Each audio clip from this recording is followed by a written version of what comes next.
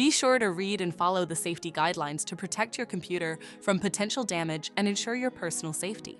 For more information about safety guidelines, see the owner's manual at dell.com/support.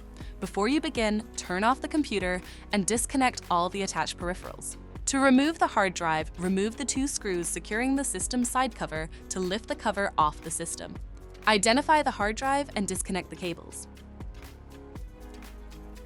Unlatch and remove the 4 screws to remove the hard drive.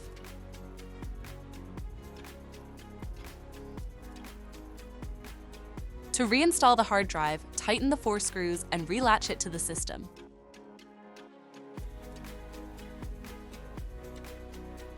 Reconnect the cables. Secure the system side cover with the 2 screws. For more information about your Dell system, visit dell.com/support.